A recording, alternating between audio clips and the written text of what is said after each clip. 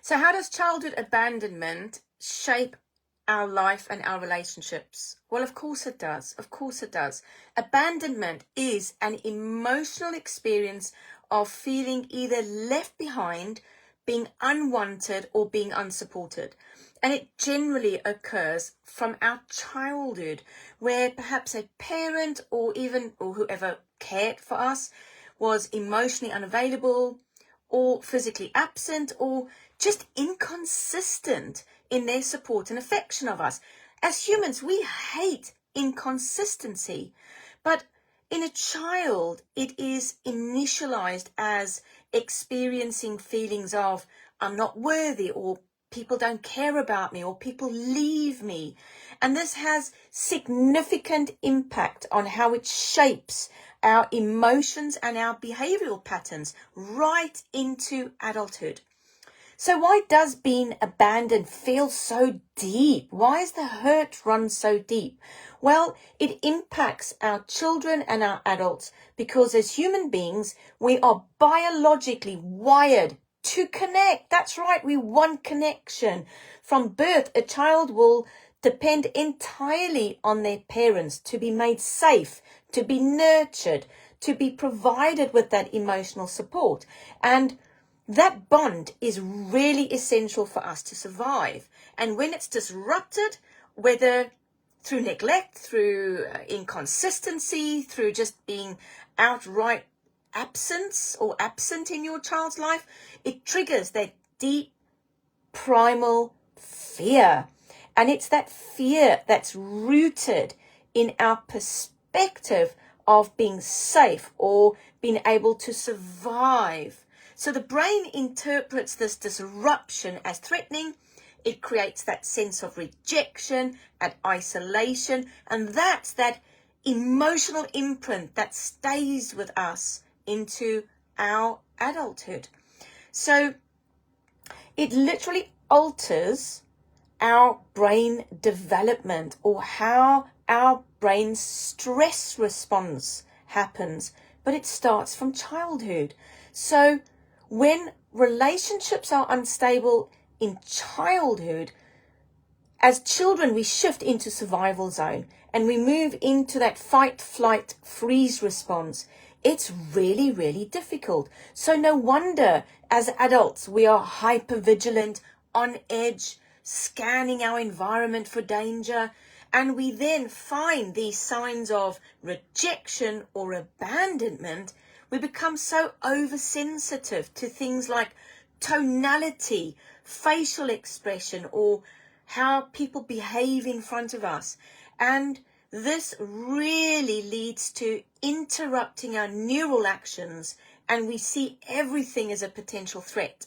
So no wonder we shut down emotionally. We detach ourselves from feelings because all we're doing is protecting ourselves from being hurt or being in pain. And these patterns, they don't fade in time. They don't just go away. So adults or children who experience abandonment, it just simply grows into adulthood. And these emotional wounds that we suffer, it becomes a survival strategy for us. So when we carry as adults unresolved abandonment, we will struggle with anxiety, with depression, with the fear of rejection, with difficulty forming great relationships in adulthood. That is really, really difficult. So what are the emotions that impact us when we feel abandoned?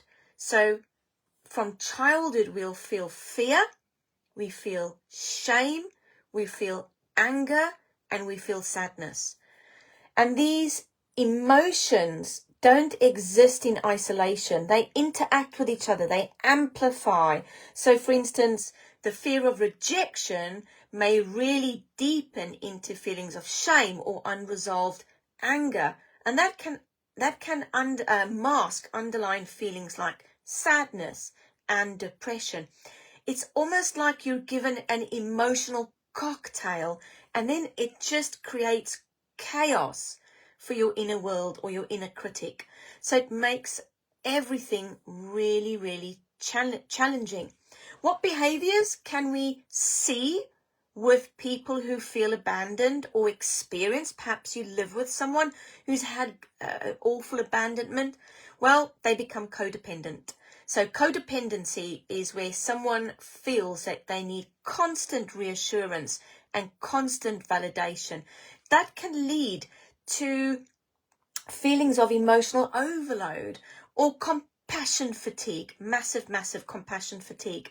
They people please. So to avoid being rejected, they will prioritize everyone else's needs above their own. And that makes good relationships really tricky. Thirdly, they will avoid a reaction to abandonment by detaching emotionally. So they just avoid intimacy. They avoid being really close because they don't want to be hurt. And the last thing they do is clinginess. They may hold on to relationships even if they are toxic out of fear of being alone.